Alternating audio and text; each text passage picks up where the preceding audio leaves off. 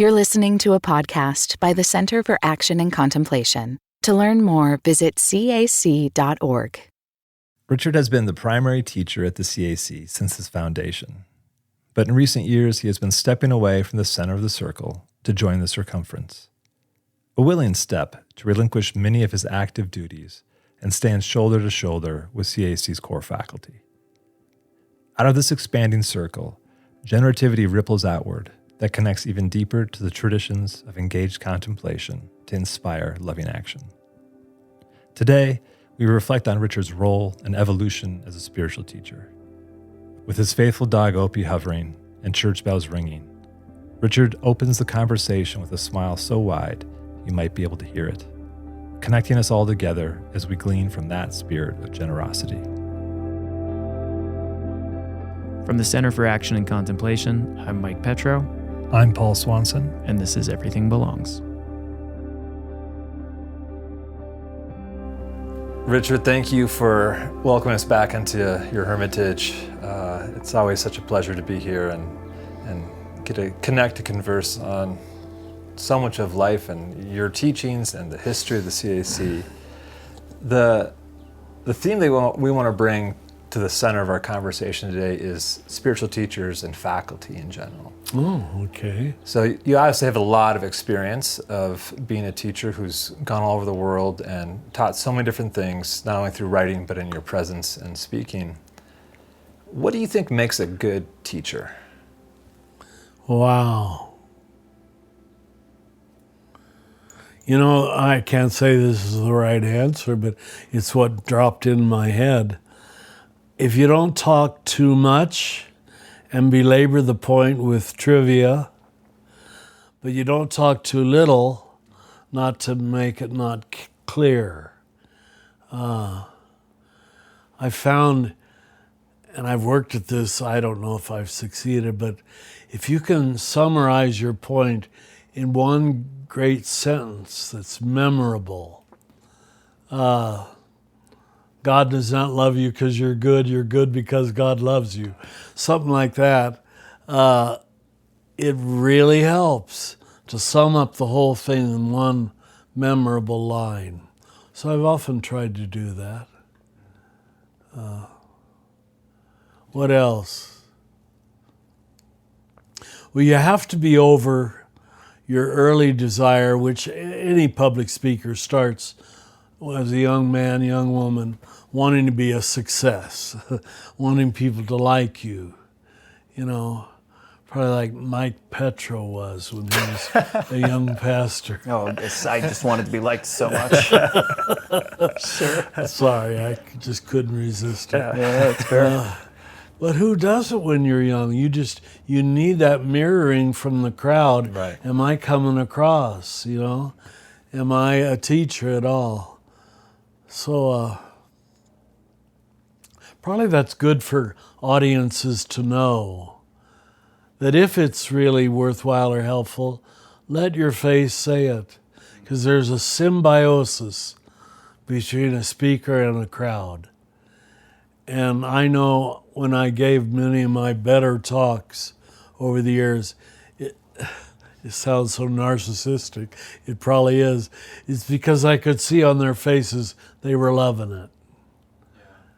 And when they're loving it, oh, okay, more, and it just comes. But when a crowd is fighting you or critiquing you, you feel it.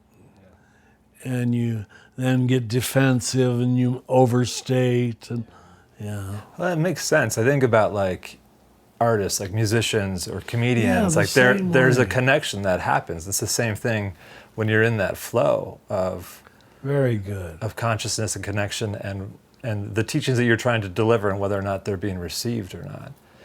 How did you see yourself grow into the teacher you are today? Because I imagine when you started, you weren't necessarily have that same level of grounded comfort in allowing yourself to be open to what's happening in the moment as a teacher. The one thing that comes back as a young friar, I can remember wanting to start with a dramatic opening, one line that already let them know, I'm not going to go down the usual road. And then you would have their attention. Call that the hook. A hook, okay. Yeah, good hook. I love to have a hook. And I remember it worked for me. People would say, from the first sentence, you know, you're serious about wanting to communicate to us. I said, I guess I am. Yeah. And then if you could end it with something that appealed to the heart, so people didn't stay up in their head. Because nothing new happens if they stay in their head. That's all that comes to mind. That's great. Is there one line that you think you'll be most remembered for from your teaching? Like there's so many zingers, as Mike likes to call them, of the Rohrisms, of the, you know, if you the best critique of the bad is the practice of the better, or if you don't, no, I'm going to get it wrong. If you don't transform your pain, you'll transmute it. Yeah, that's one that's often quoted. Oh, great love and great suffering. There's all these sort of like, Yep. just you have a knack. Even your systems, you have a knack for like quick, snappy systems. Order, disorder, reorder. Even when you're taking other people's stuff and making it better, you really do. You make it super memorable. Right. You You're give the mind a hook to flattering hang me, it on. but thank you. It's in our contracts. We have to flatter you Honestly. 40% Flatter of the time. the founder. Make him think he's much You just better did it than he again. really That's is. It's another Rohrism. Flatter the flounder. No, sorry. Flatter the founder, not the flounder. You know the biggie, God let me do everything wrong so he could do everything right in me. If I were gonna want a sentence on my gravestone, I saw where I'll be buried this week at the Franciscan gathering. There's no room for a little line where you just our name and our death date. But it would be something about that God didn't love me because I was good. Because I know I wasn't that good. Even my best things were done for mixed motives. And it was God doing it in you, in spite of you. God doesn't love you because you're good. You're good because God loves you. The love of the divine love, which is infinite, comes first. And then everything slides out of that.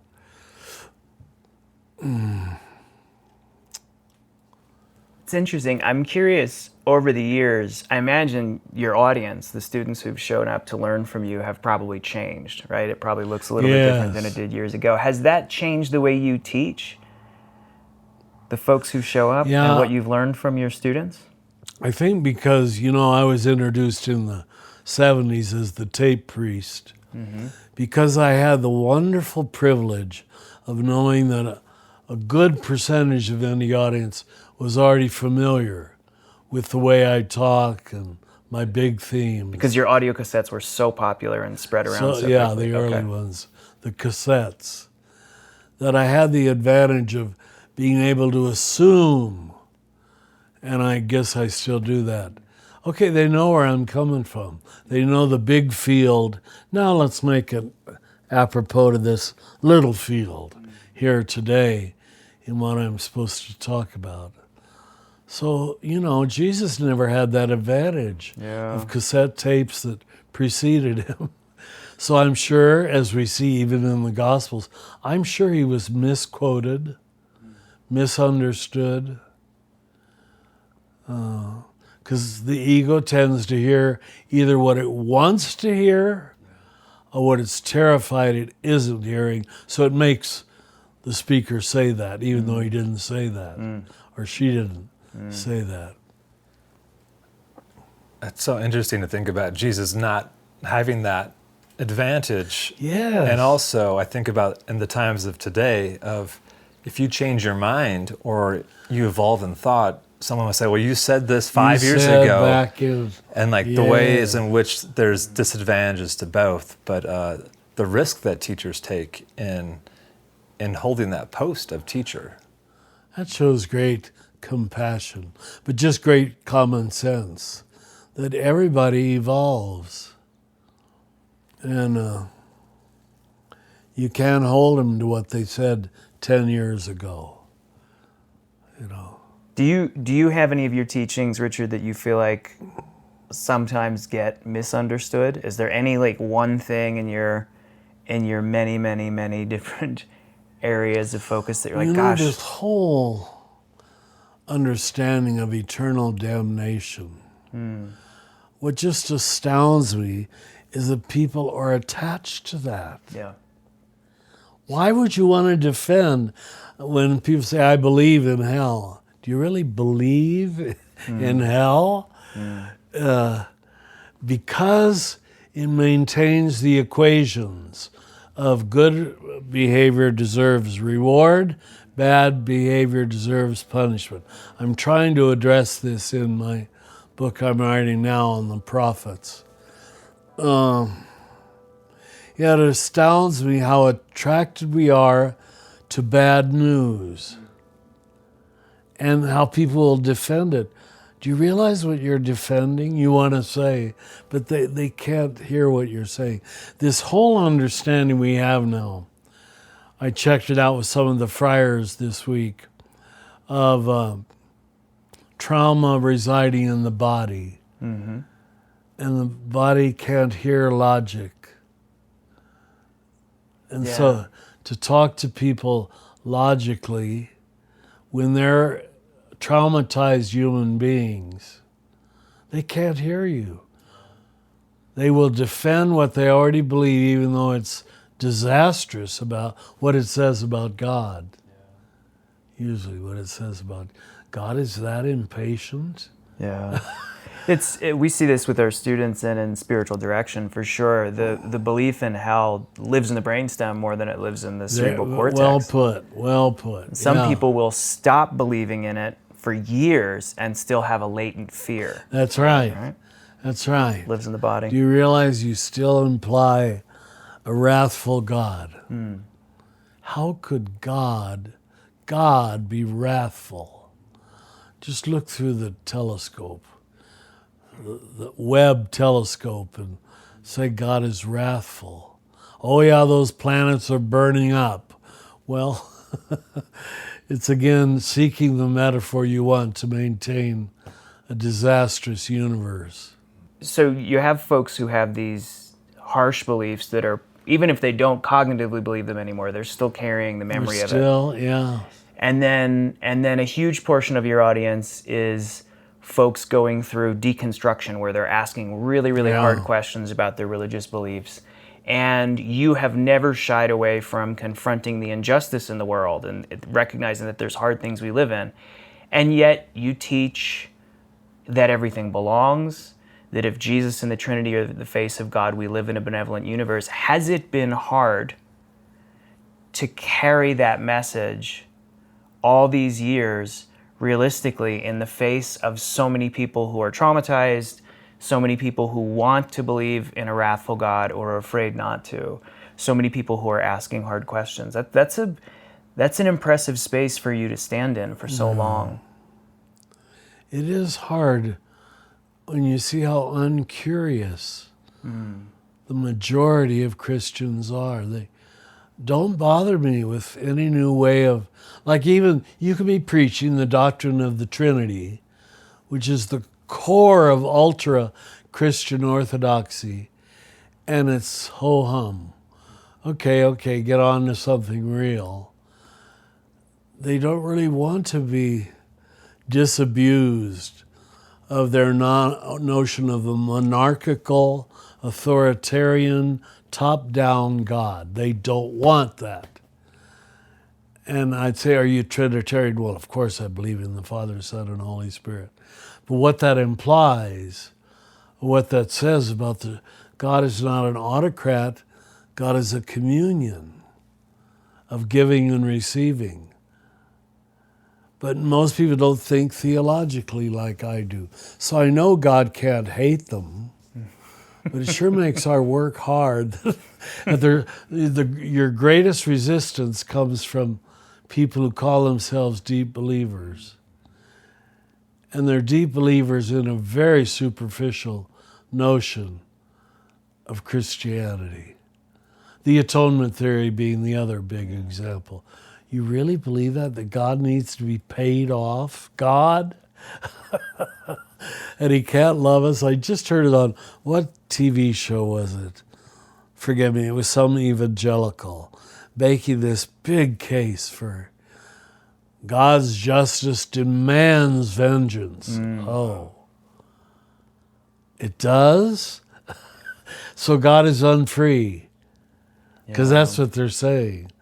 God has to abide by our rules of reward punishment.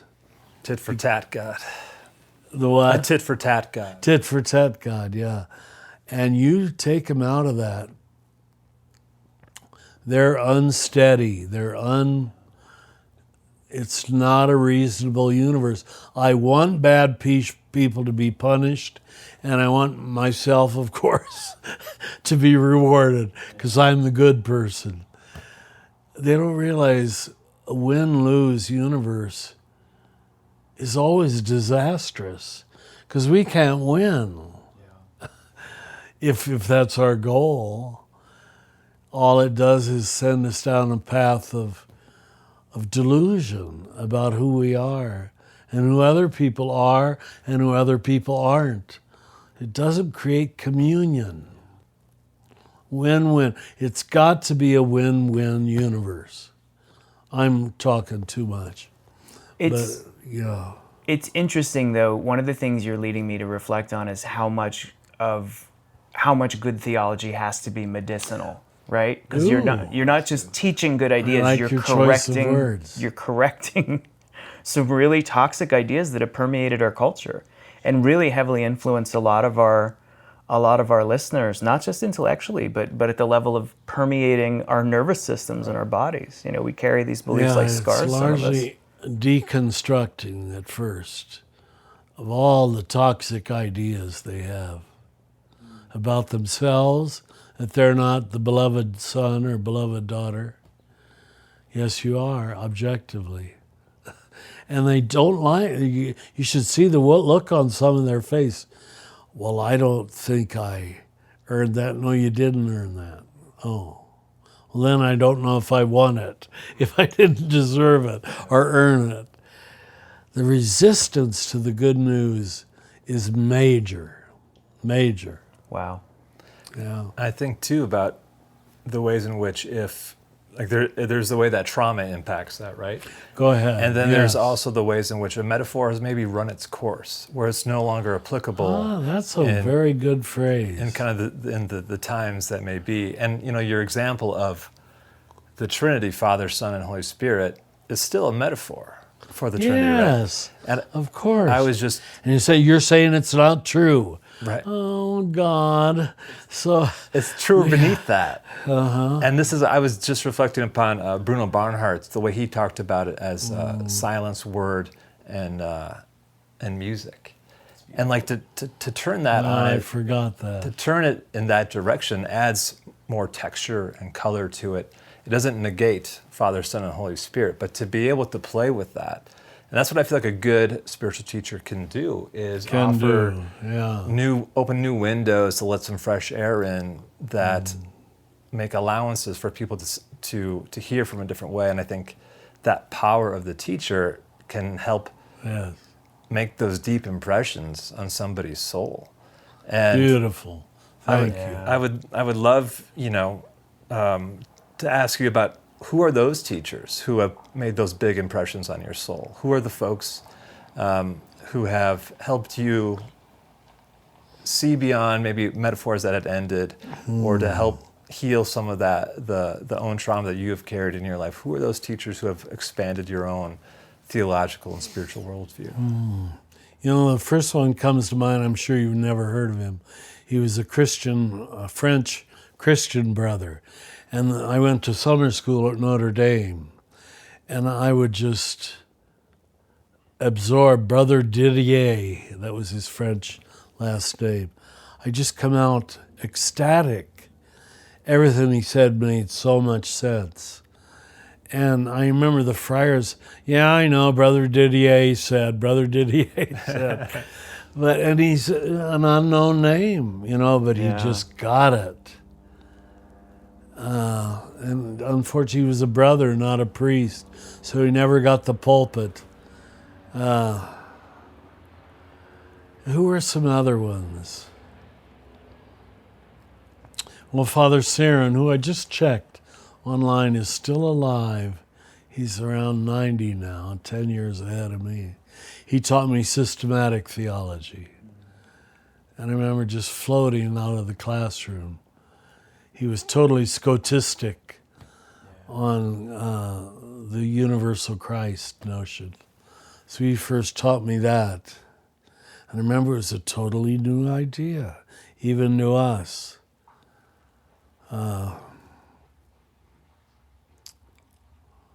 Who else? I had a Father Paul who studied at Louvain, and he taught us a course that he had entirely created, and then I didn't keep those notes. I could kick myself. It was called Phil-Psych, Philosophical Psychology. And he just took every word that you might use a lot, fear, love, grace, and we'd spend days unpackaging that word, Phil-Psych. And he isn't known widely. He was brilliant. And they wasted him teaching a small class of 25 seminarians. This guy should be at Notre Dame, but...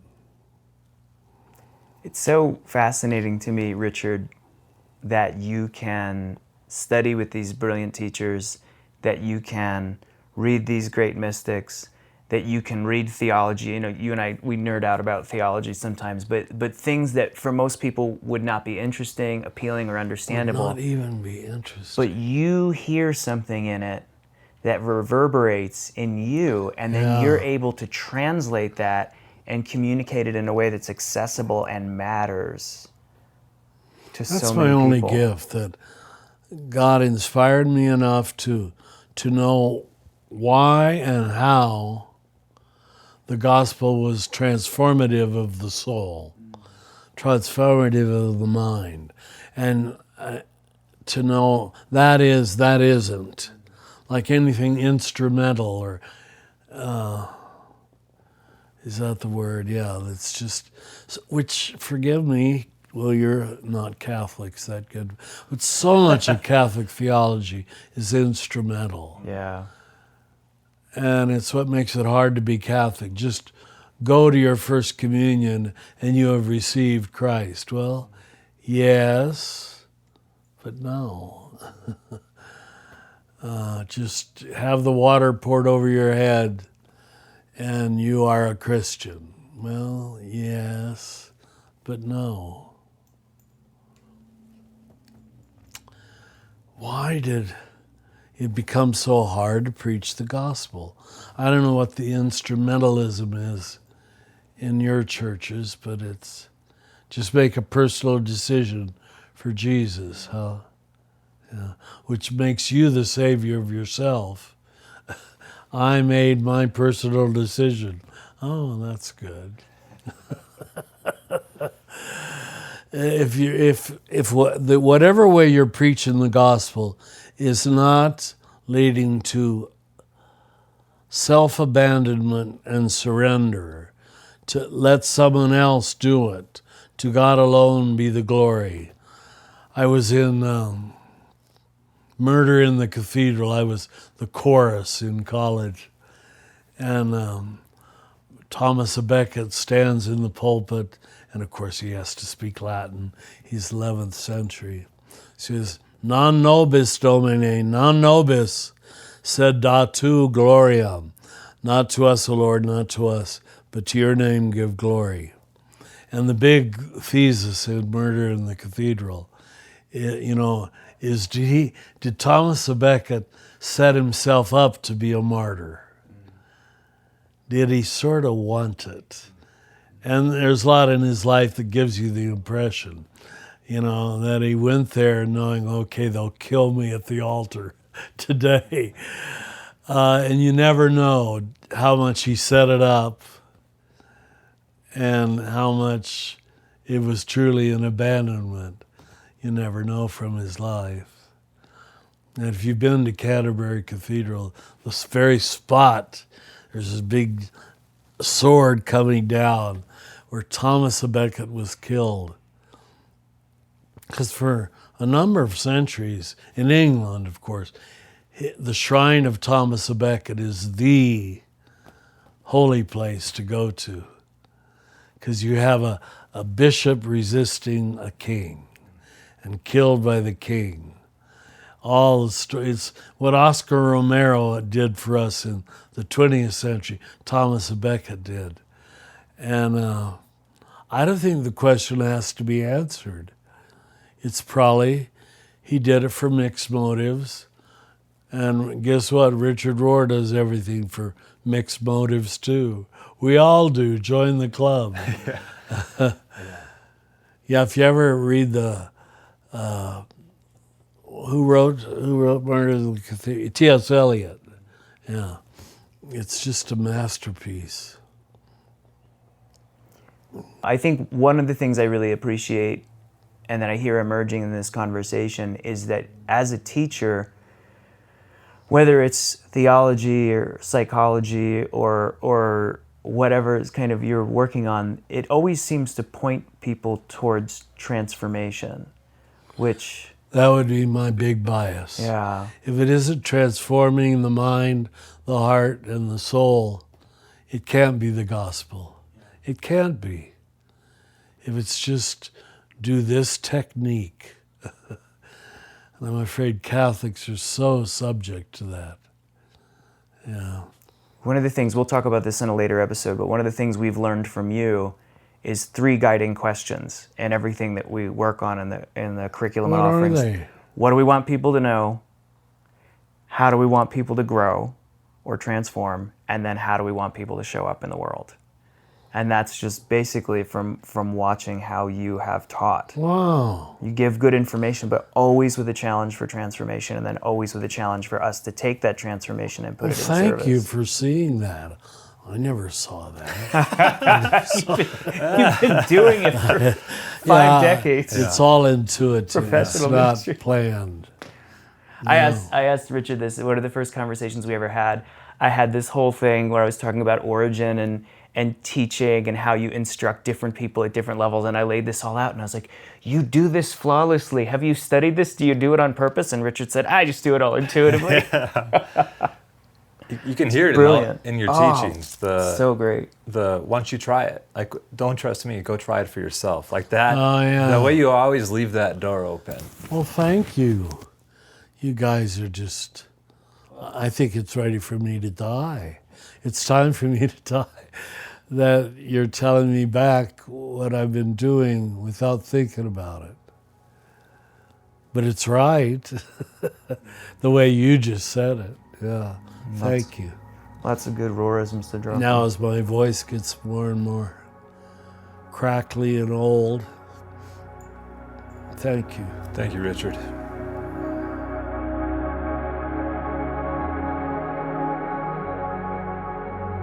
Everything Belongs will continue in a moment.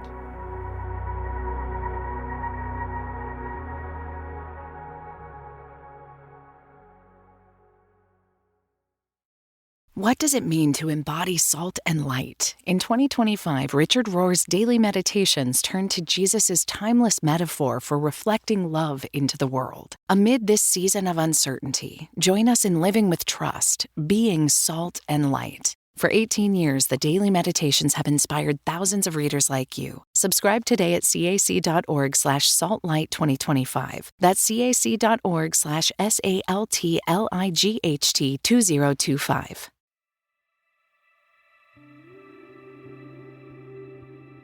Richard is quick to note his intuitive sense, the gaps he sees in the spiritual landscape, and how he offers guidance, when to fill them in or ignore them, or even to take a more gracious route. This gift of Richard's is one of his superpowers. As Brian McLaren steps into the post of Dean of Faculty, you get a sense of the extraordinary gifts he brings to this position.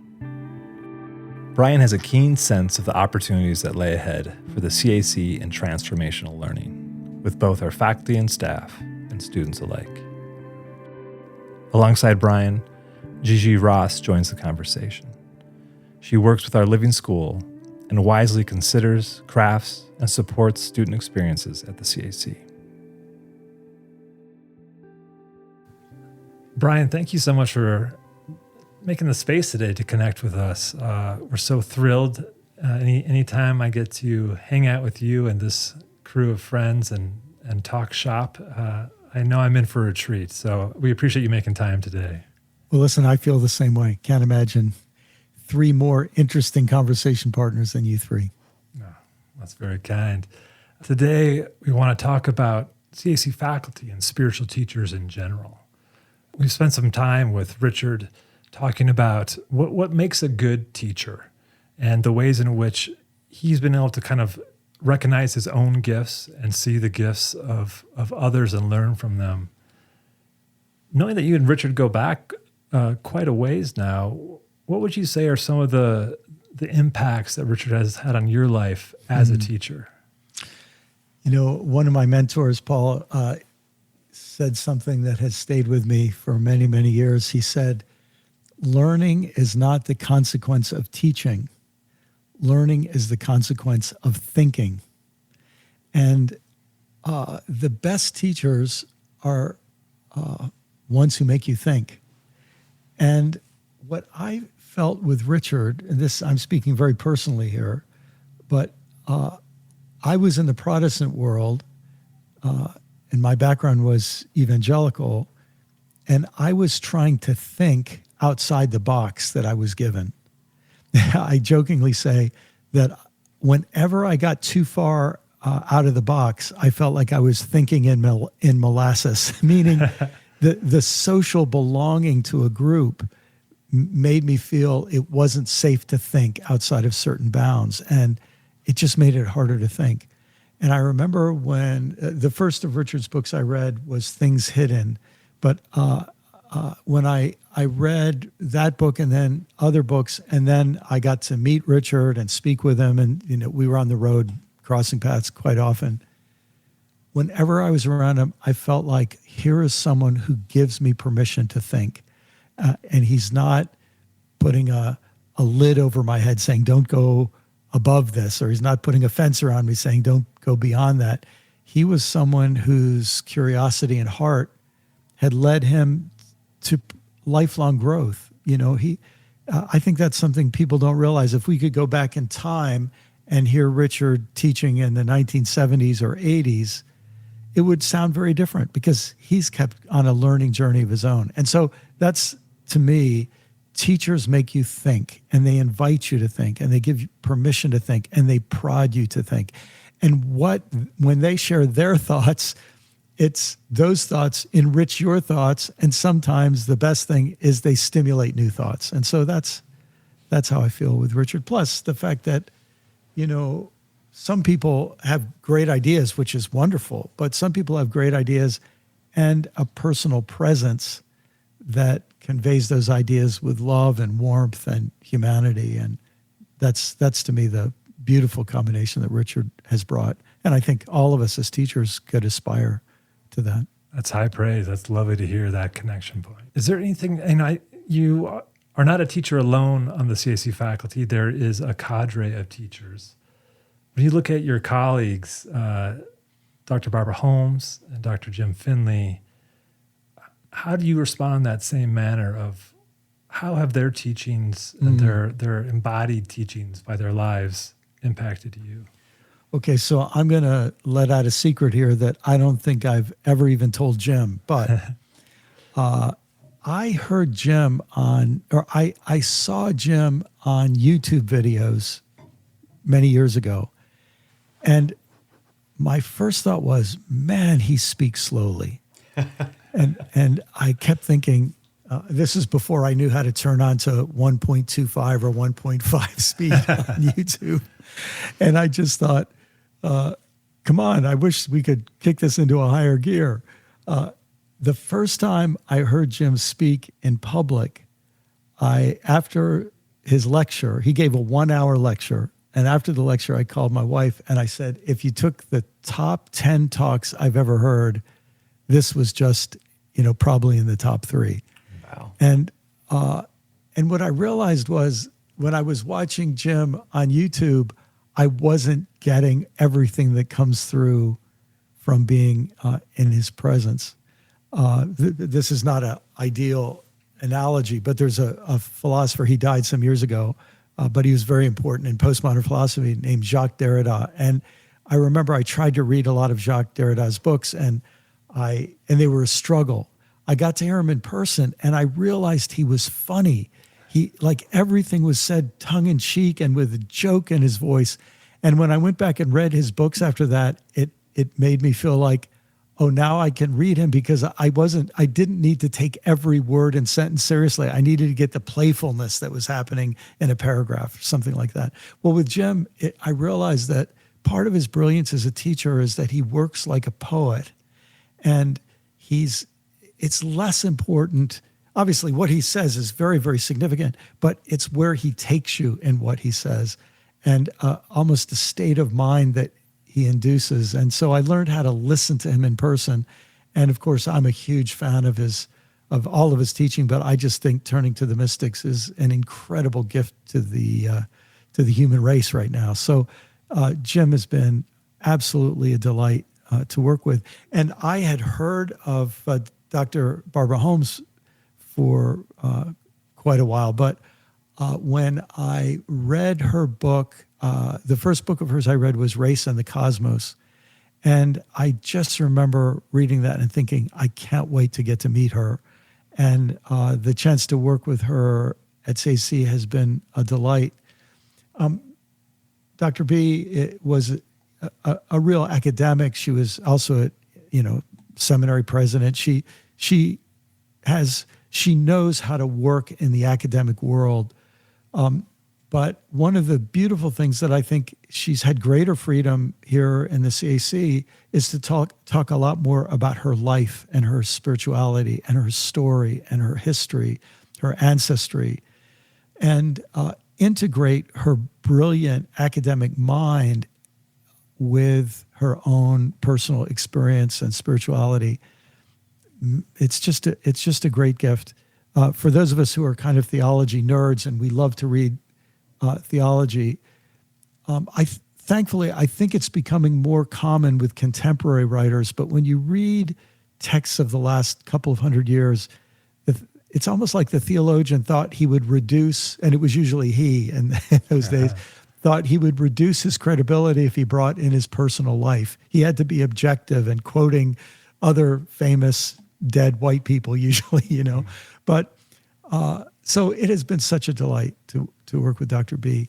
I'll just say, of her many interests, her interest in science and integrating science, theology, spirituality, to me, this is so important going forward. And that's one of the things I especially admire about listening to her. I'm a huge fan of her Cosmic We podcast, too. I love it.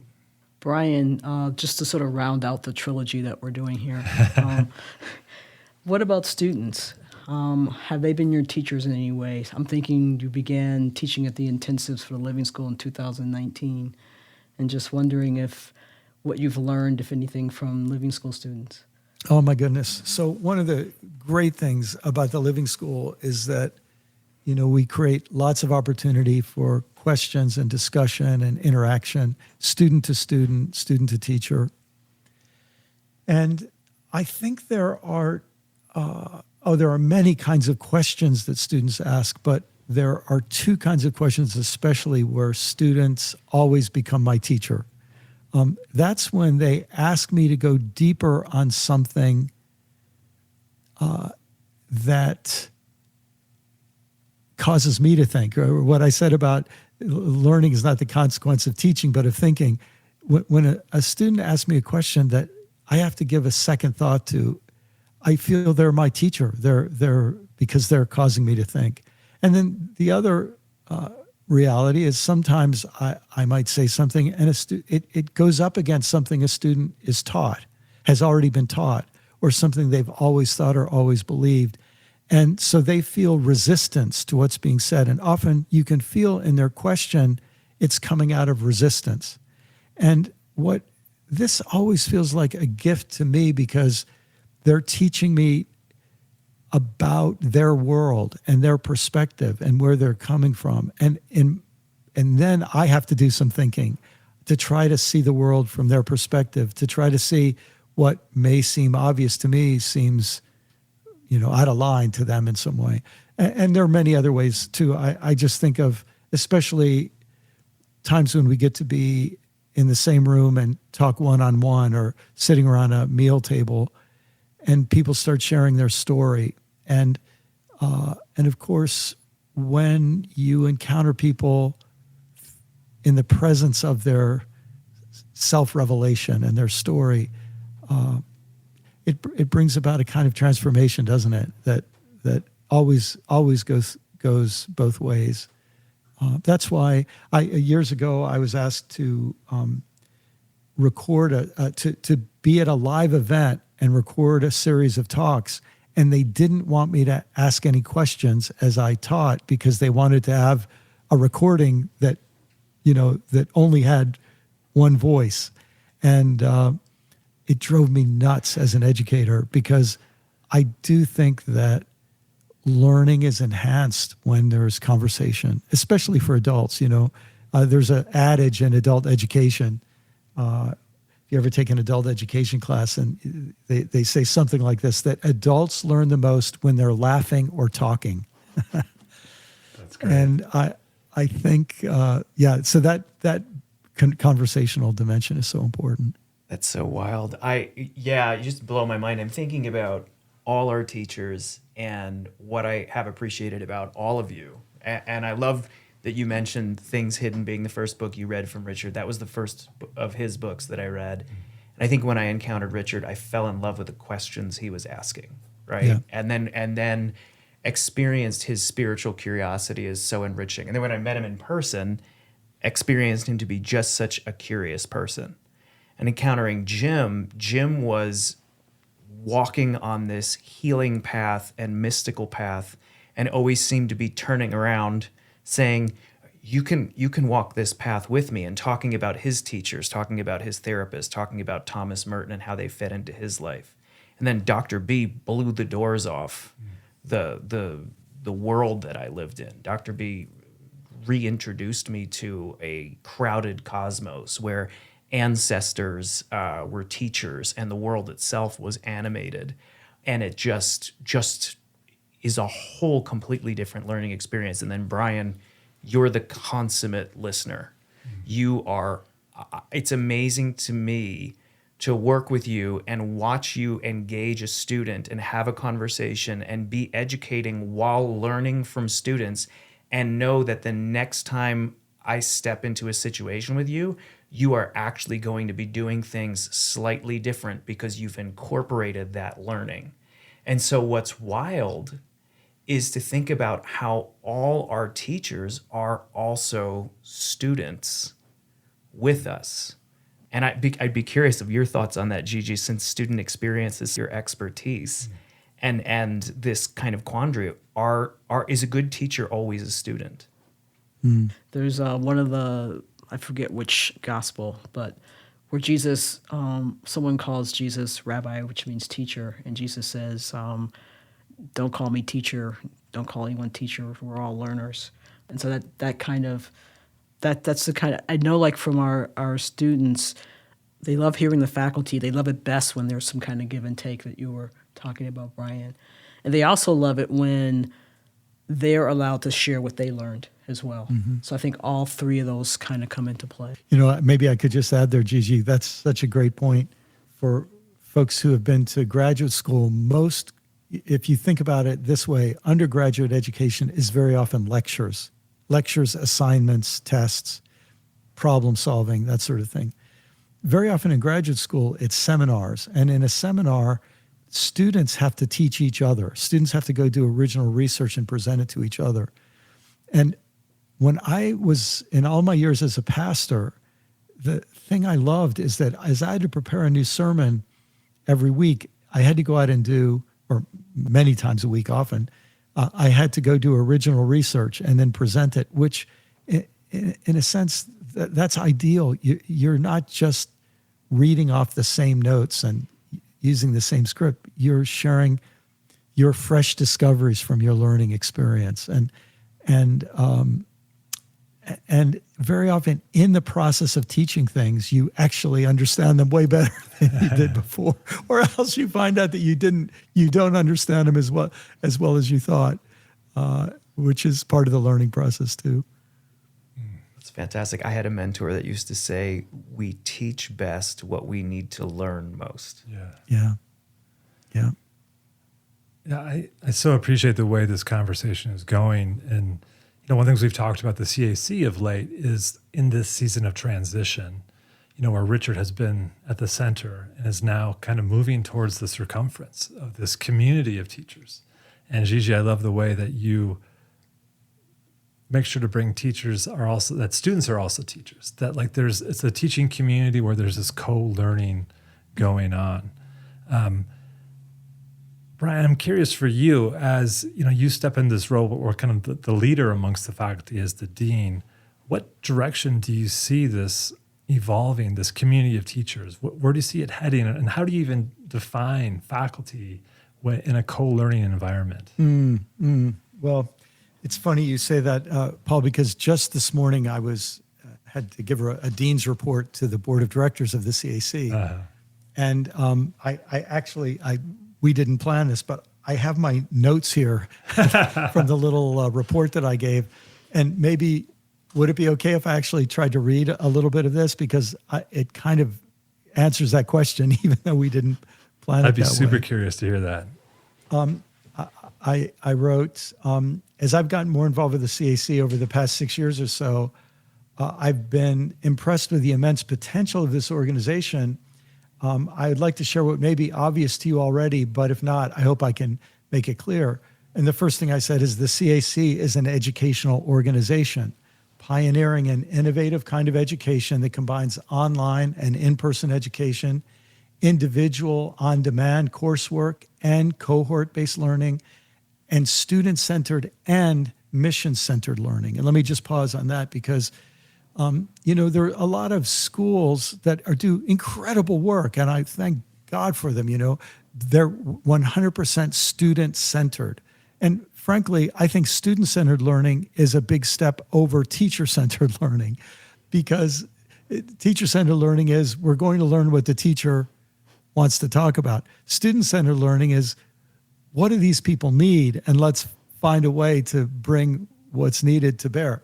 I'm a big fan of student-centered learning, but also we have mission-centered learning, because the goal of the CAC is to not just produce students, it's to equip students to participate in a movement that brings engaged contemplation to the problems of the world. And we're facing, we're alive in an incredible time right now, a scary time in many ways, when we're facing the biggest ecological crisis in human history.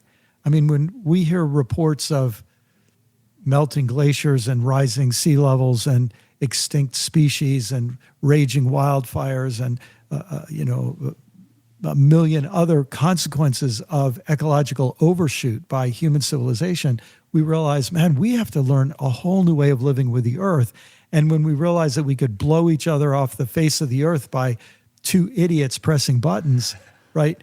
We realize we got to learn how to get along with each other better. And when we're experiencing a pandemic of suicide and depression and aloneness, we realize we have to learn how to live with ourselves. These are times where we need a movement. And so that's the first thing I said to them. Second thing I said, we're not just an educational organization, we're also this movement building organization.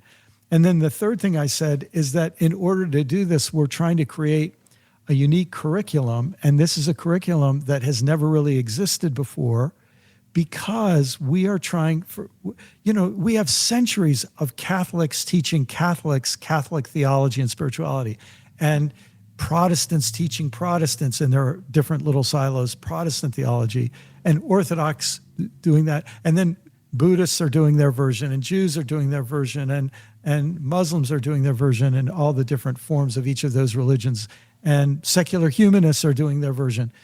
And here we are, we're trying to create a curriculum deeply rooted in the Christian contemplative tradition, drawing from Catholic, Protestant, Orthodox, drawing from historically white legacies, and trying to end that hegemony of Eurocentric theology and welcome in the wisdom of Black and liberation theologies, indigenous theologies, queer theologies, mestizo theologies, ecofeminist and womanist theologies, all of these different strands. We're trying to build a curriculum that integrates these in an ecumenical setting in the breadth of Christianity, and then to do that, as we must in today's world, in dialogue with our Buddhist friends and sisters and brothers, and our Sufi Muslim sisters and brothers, and other kinds of Muslim and Jewish and Hindu and Sikh and all the rest, and also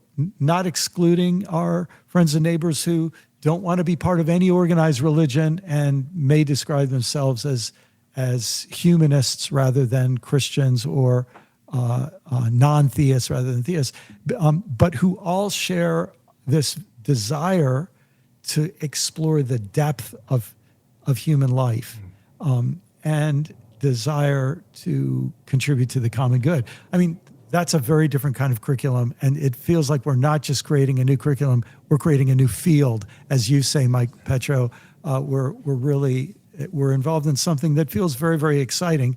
And not to be overly grandiose, thank God there are many people trying this in different places, but it does feel like we have a chance to make a contribution. And then finally, then to do that kind of work, it requires a unique kind of faculty. And really, Richard, in a sense, he was the central teacher, and then he invited Jim and Cynthia to join him. And then Dr. B and I were invited. And what is happening going forward is that we're going to be a community of teachers, and each of us will bring unique strengths. We really hope we'll bring different perspectives, and sometimes in very deep ways, deeply different views of the world, because we come from very different places and life stories and so on. But there's one way that happens, in a lot of religious education, everybody has to agree on everything or pretend to, or any differences they have are, very finely split hairs, right?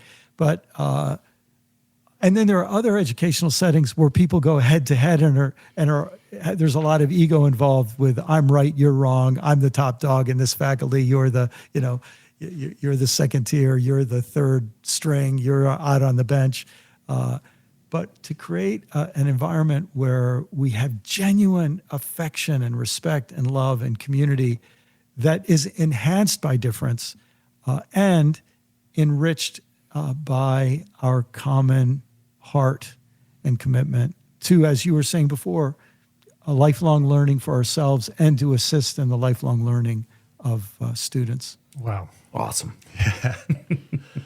Part of what I hear in that is the invitation for all of life to be teacher from whatever context it may be. And yet in the way that the CAC is orientating, we will have faculty who are going to help organize around the wisdom of traditions and the ways that arises not only within religions and philosophical streams, and also in student lives, that we invite all of this into the conversation so that we become this community of learners and respect the expertise and wisdoms that comes from multiple corners and not just one specific lineage that has been put in the spotlight potentially for too long at the expense of so much of the human and cosmological wisdom that's been out there. Well, yeah, it's exciting to hear you say that, Paul and Brian. It's fascinating to me in looking at how our faculty will expand and also how we can sink deeper and wider roots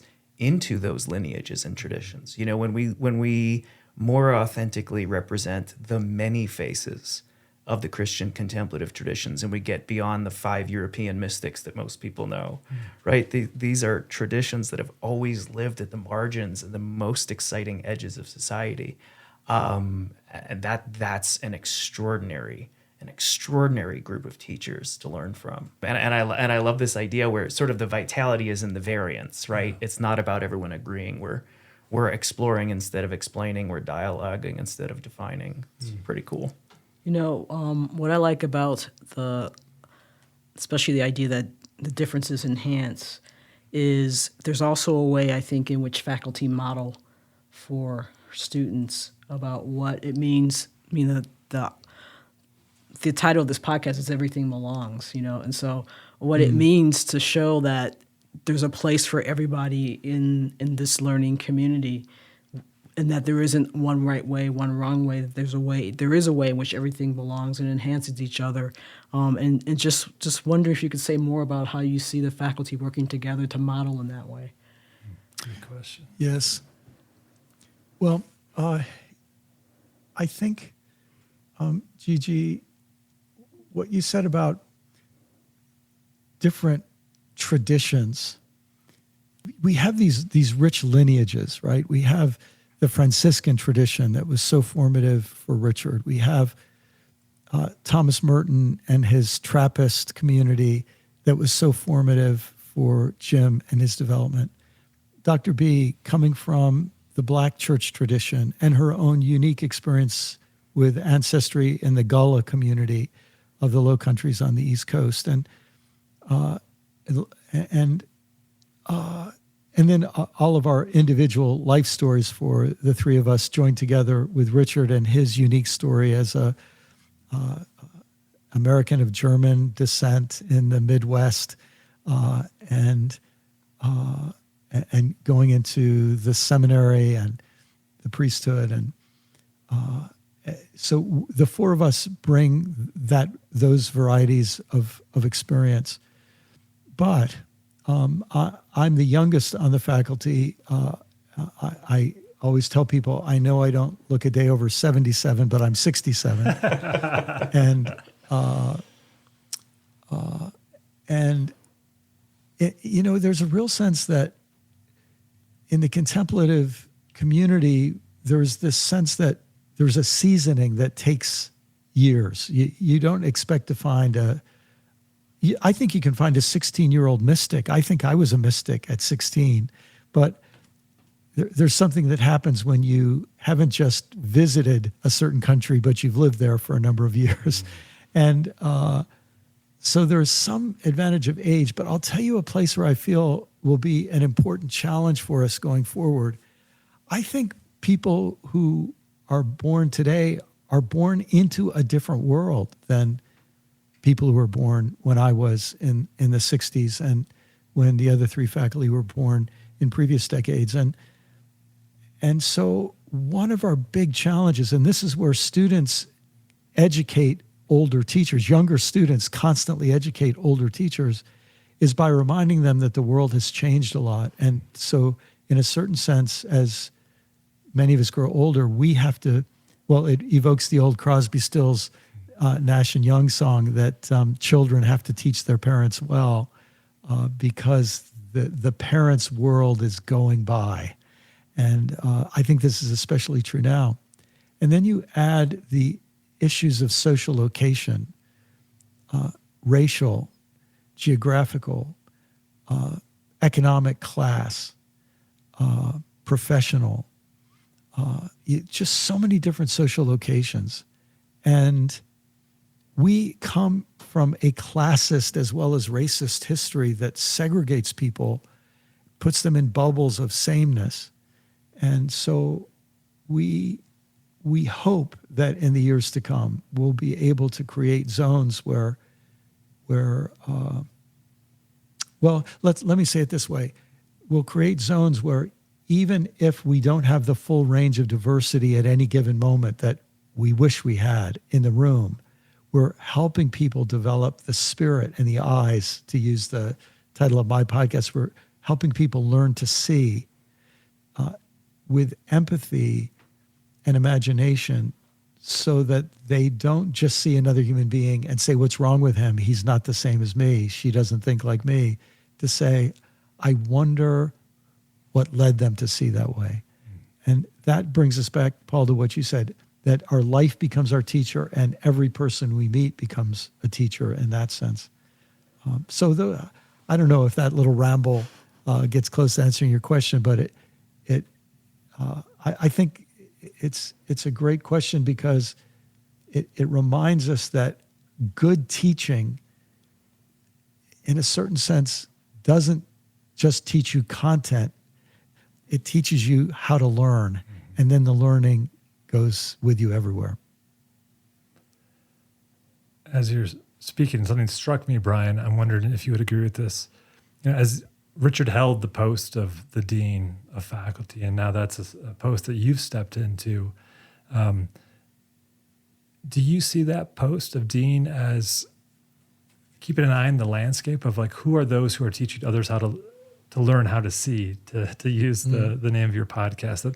That is one of the central tenets of what being dean of faculty is, knowing that's a post you hold for a while and then pass on to somebody else, with this idea of how do you keep your finger on the pulse, and what students who are coming behind you are seeking to learn, so that we can remain mission-driven, student-centered in how we embrace transformational learning.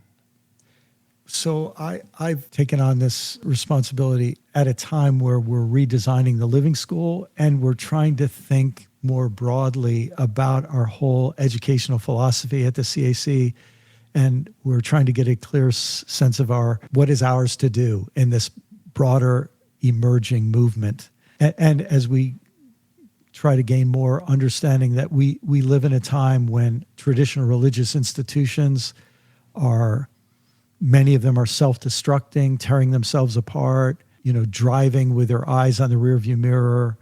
And our world is just a hot mess. So what I feel my big role will be for these next few years, however long I stay in this position, will be to seize this moment to capture and preserve the legacy that Richard has set, and to honor it by honoring Richard's example of continuing to learn. And so I'll feel a major part of my job is to work with the three of you, in this conversation, to find and build a faculty that is a learning and teaching community itself, and to build a level of camaraderie, mutual respect, teamwork, and collaboration that will bring benefit to the students and all the recipients of the CAC's resources.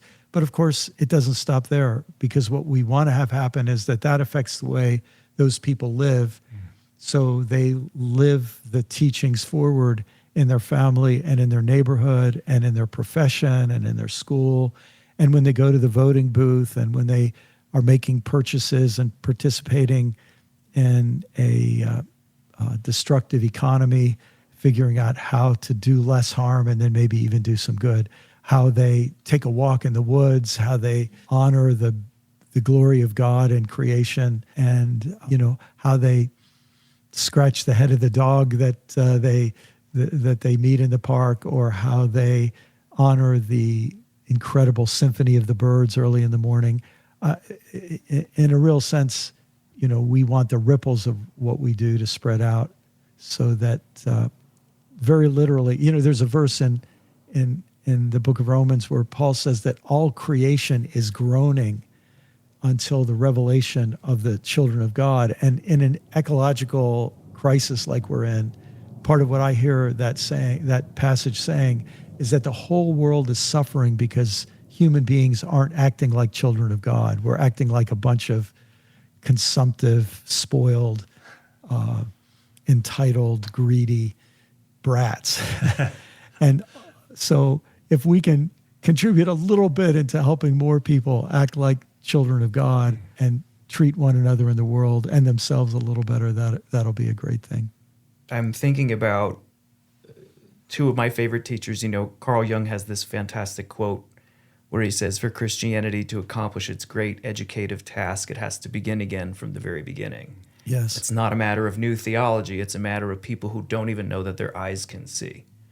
So we have to teach people how to see. And the Origin talks about the goal of contemplation being sinking the mind into the heart and seeking there for other eyes.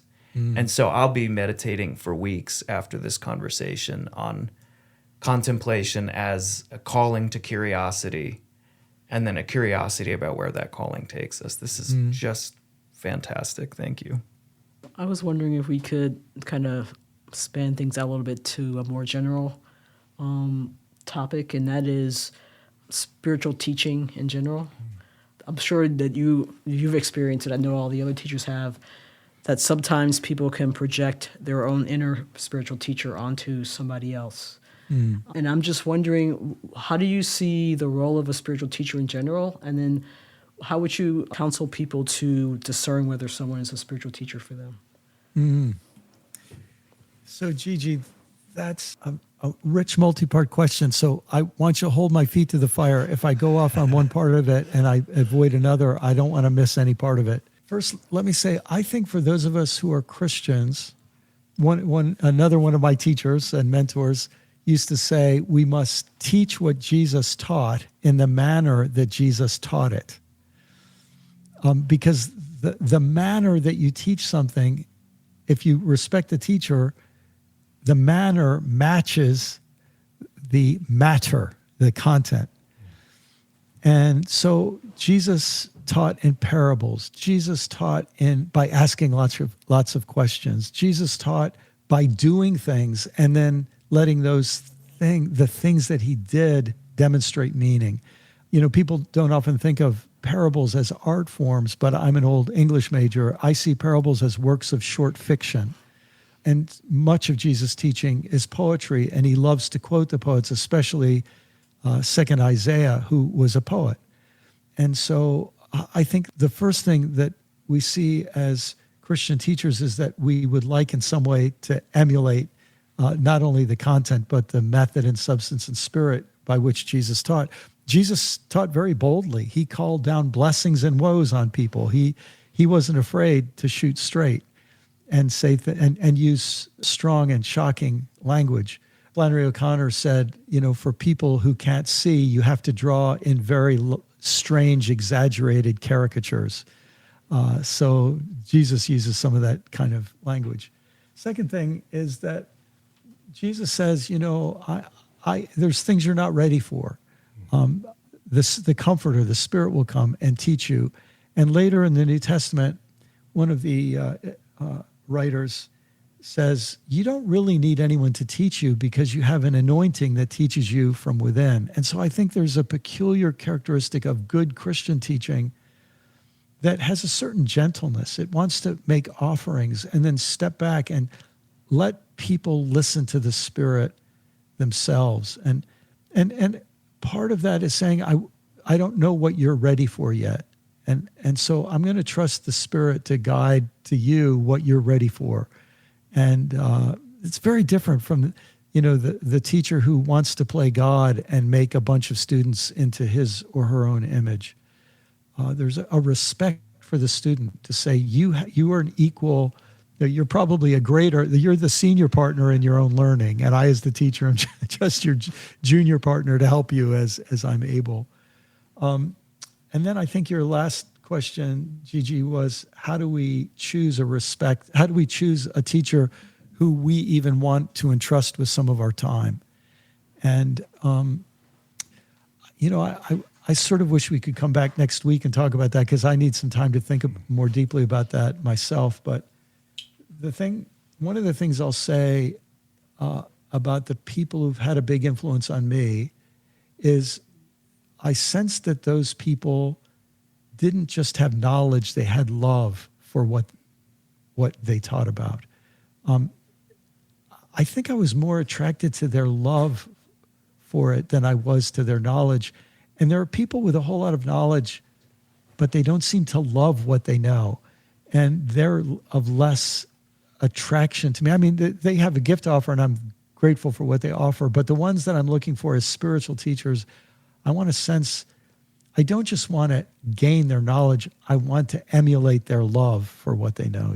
That's the first thing. And then the second thing is I always have the feeling that those teachers actually love me. And if they're at a distance, or the sense that they're writing out of love, that they're speaking and teaching out of love, that they care about the well-being of their students, that to me is another good sign. I guess I'm thinking again of Jesus.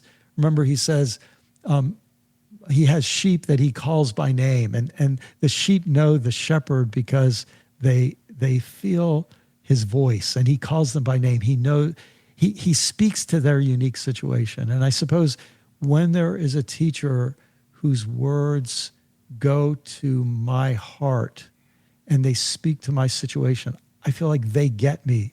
They know my name in that sense. That is part of what invites, that it stirs up my curiosity to want to hear and learn more.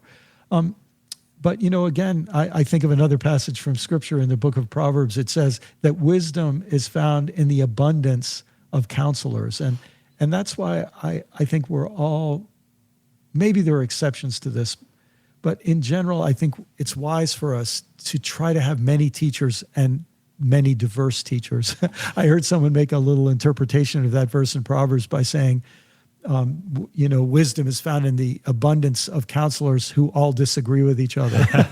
Because in their contradictions and in their disagreement, guess what? It challenges me to think.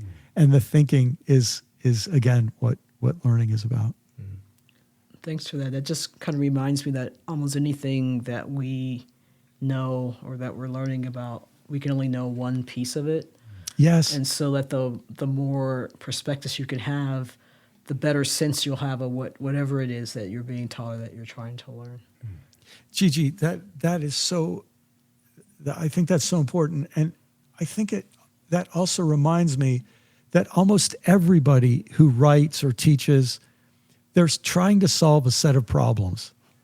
And what I've noticed when you look through history, for example, at the history of Christian doctrine, for example, you see, people in the 3rd century were solving problems they inherited from the 2nd century.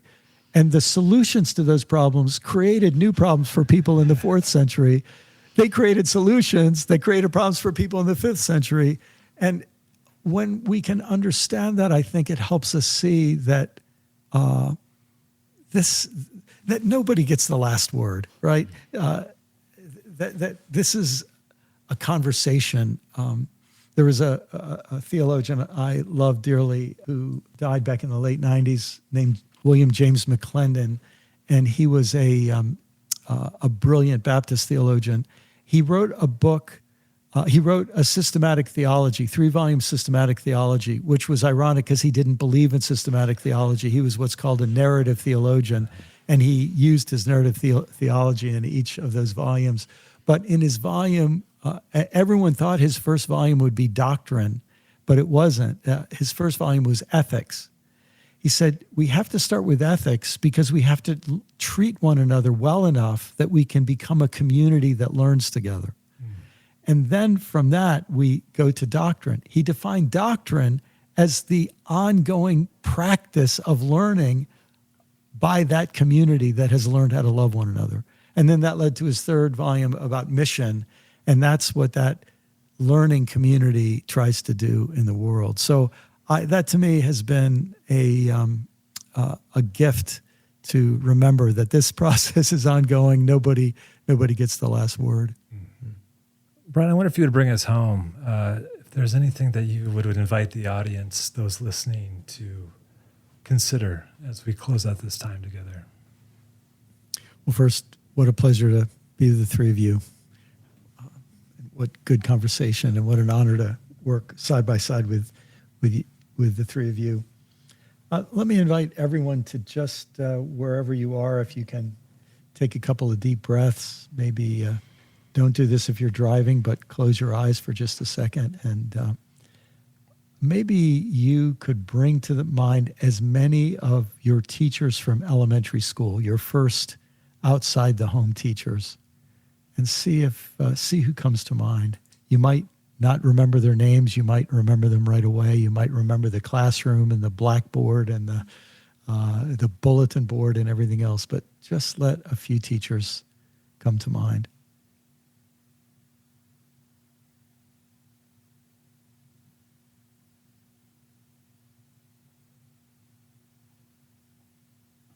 And I'd invite you to just express a prayer of thanks. Thanks to God for the gift of these teachers in your life, and thanks to those teachers who helped you become a learner. They were your first guides into learning. And it might be that one of them stands out, and you could especially think of that one, what blessing that person has brought into your life.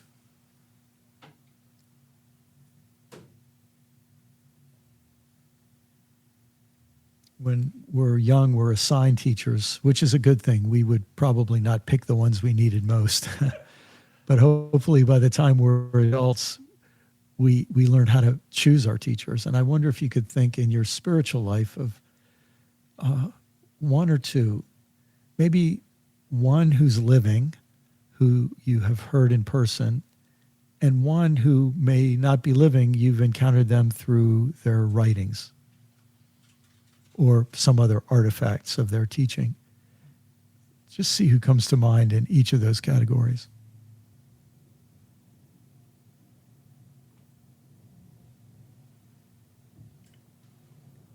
This might be something you come back to in the days and hours ahead, to those faces and names, and then to think, what was it that touched me about each of those teachers through my life? And then I'd invite us each to then think about ourselves and the people we influence, whether we're officially teachers or not, the people who observe something in us that can be contagious. They can learn from our words and our actions and our manner and our presence. Think about some of the people around you who maybe you've not noticed it before, but they keep an eye on you. They're picking up something from you. You're, in that way, a teacher in their life. And maybe we can pause and be truly grateful from the depths of our hearts for the gift of learning. Jesus took that word disciple. All that disciple means is student. And he elevated it. One of the greatest gifts in life is to be a disciple, to be a learner. And let's be thankful that we each in our own way get to take on that name and that role.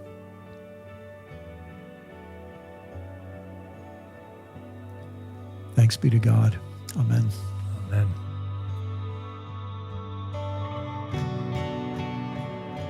We hope you are feeling the contagious energy of how the CAC continues to sprout from its deep roots. As you can tell from the past few episodes, nobody is a bigger fan of this than Richard himself. The CAC faculty is entering its next phase under the leadership of Brian McLaren. In our next episode, we will be exploring the simple and challenging questions that guide us in offering learning opportunities for engaged contemplatives and how we seek to integrate them.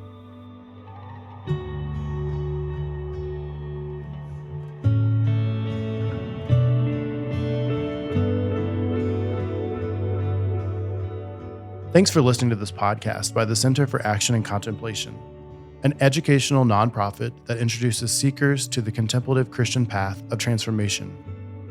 To learn more about our work, visit us at cac.org. Everything Belongs is made possible thanks to the generosity of our supporters and the shared work of Mike Petro, Paul Swanson, Talitha Baker, Mikkel Chevrier, Izzy Spitz, Megan Hare, Sarah Palmer, Barb Lopez, Brandon Strange, and me, Corey Wayne. The music you hear is composed and provided by our friends Hammock. And we'd also like to thank Sound On Studios for all of their work in post-production. From the high desert of New Mexico, we wish you peace and every good.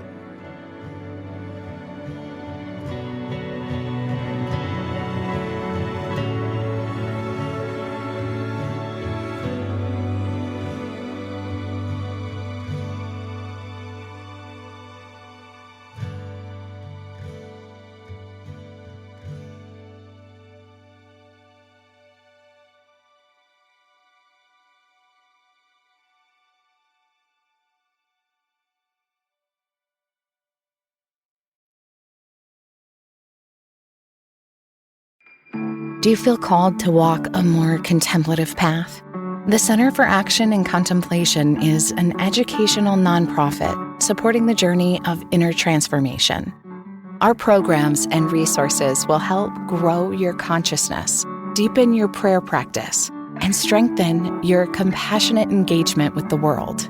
Learn more about our resources, such as publications, podcasts, email series, and events at www.cac.org.